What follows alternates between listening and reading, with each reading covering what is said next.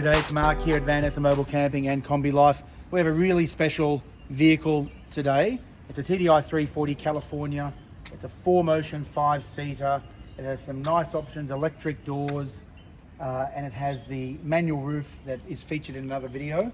But we'd like to today look at some of the special things we've done because the owners of this vehicle are about to embark upon a trip around Australia, and we've done our best to prepare this vehicle for its journey.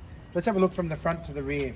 One of the first things you'll see on this vehicle is these red items. They are the recovery points. They're manufactured in Germany, the recovery points. They're specially installed to T5, T6, T6.1, and they provide 8,000 kilograms of pulling ability. If the vehicle should, in the unfortunate it gets stuck or bogged, it can be snatched out of that situation. We don't expect that to occur. It's a 4-motion, and this vehicle has the rear diff lock and the hill descent control and has all-terrain tyres. The other thing we've done here is fit the cycle underbody protection, the engine and gearbox guard. So that is protecting the most expensive components of the vehicle. So customers are going to go on some pretty rough roads, lots of gibber stones, sharp stones, and they can flick up into the engine and gearbox area. I personally have lost a air conditioning system going on those roads. That should not happen on this particular vehicle. It is also protected with engine and gearbox guard. Additionally, the fuel tank guard, which if you stand back a little bit, you'll see it's just here. The fuel tank guard is here. And we also have at the back of the vehicle, we also have a rear diff guard just ahead of the spare tyre there. Speaking of the tyres, we have gained some lift on this vehicle through the tyres. So the first one is the Maxxis 771 all-terrains, mud and snow tyres. They're 225/65, so that gives us an extra good 30 mils of lift. They're load-rated tyres correctly for this vehicle, and they're the Bravo ATs.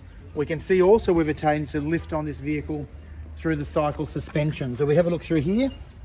We can see this has been fitted with the German prepared German manufactured cycle suspension. That is the springs and the shocks have been fitted to the front. The springs and the shocks have been fitted to the rear, and the diff spacers have been also fitted to the rear to put less stress on the rear drive shafts, on the rear differential.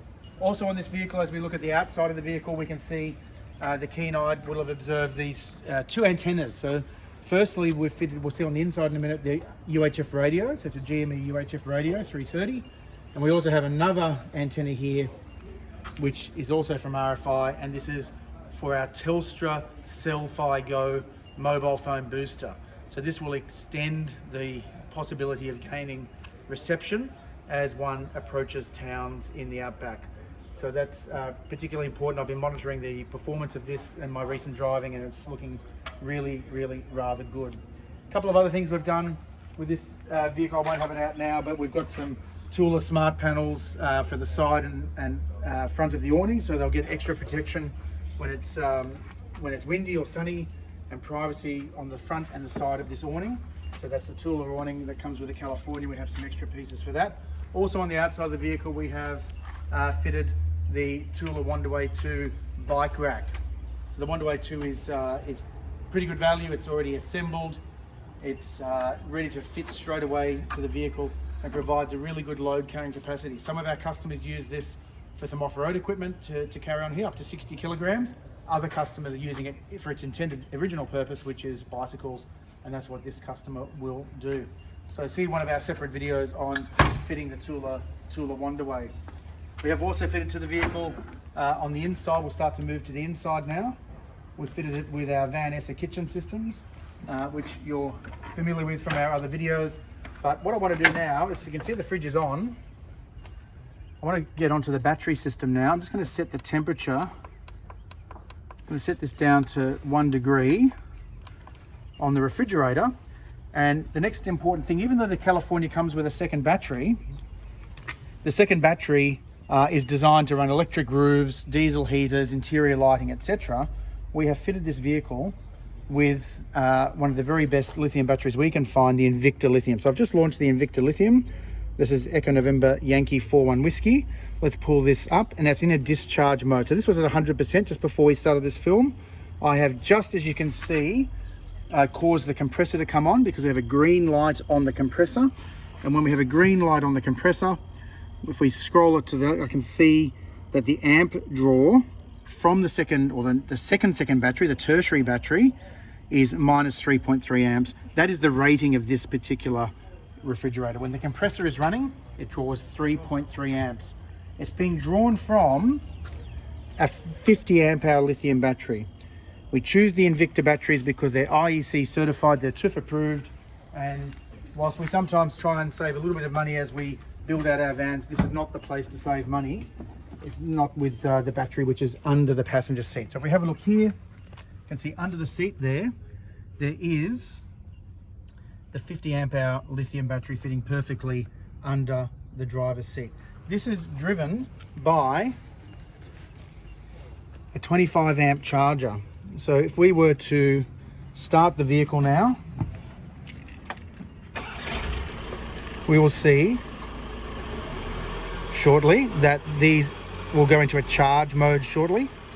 And once it is charging, we'll see the rate of charge. This can take up to a minute to take effect, but we can see that the vehicle will start to charge this battery at the rate of 25 amps per hour. When that occurs, if we have an almost entirely discharged battery, this 50 amp battery is almost totally exhausted. It's as little as 2 hours of driving to be able to bring the battery up to full charge. So we'll see that come through in a second with the charging. The other way we can charge this battery is also with our Victron Energy 12 volt charger. The Victron Energy 12 volt charger allows, when the vehicle is stationary, to charge the tertiary battery. That's a really important thing to be able to do. So we have a trickle charger plug here, and we can also monitor that with Bluetooth, and we'll look at that in just a second. What else have we done to the vehicle? Let's have a look on the inside. We can see here we've got the interior toilet module. So the interior toilet module is going to be particularly useful for anyone traveling long distances in the outback, because there's not necessarily toilets available. Come and have a look on the inside of the vehicle. So we can see here there's a separate drawer with the toilet module, and there's a separate flap here to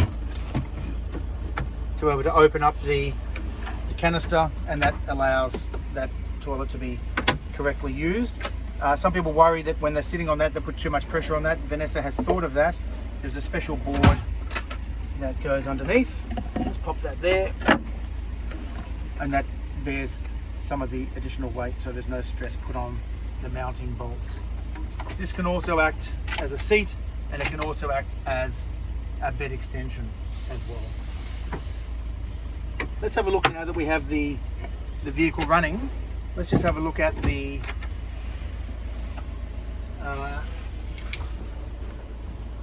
some of the mobile phone and communications possibilities. We have the GME 330 radio. It's an exceedingly compact radio. We'll have some cutaways to that in a second. But the handpiece is mounted just on the gear lever here, and we can select our channels very easily, select our volumes here very easily, and then actually go through a scan process as well and see if we can find some chatter when we're out on the road. So some vehicles, when they're out on the road in the outback, some of the recreational vehicles will have the UHF channel on the back of the caravan or the motorhome, and then you can connect with them and talk to them whilst driving along. The Cel-Fi Go is also under there. There's some cutaways to the Cel-Fi Go already. However, we'll just have a look here at the actual app for the Cel-Fi Go. So we're going to load the Wave app.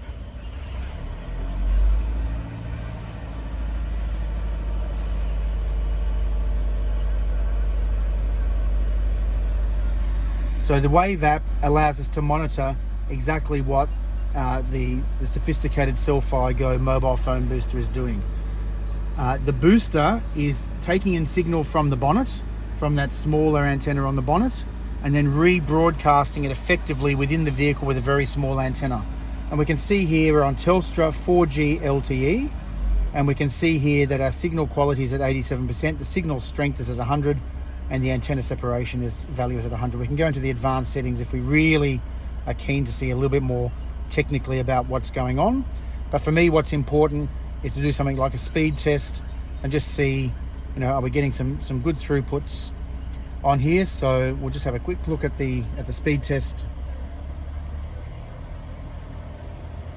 and we can see now we're in a good area at the moment here in metropolitan Sydney, but this Cel-Fi Go would not appear to be slowing us down at all. We're getting 211 megabits per second here, or 223 download speeds. Reported 229 megabits per second download speeds. I mean, that's just, I don't think I've ever seen anything quite that fast before. And then the upload speeds, it's asymmetric obviously, so we're getting about 10 on the upload speeds there. So that's a overview of this particular California. Thanks for watching.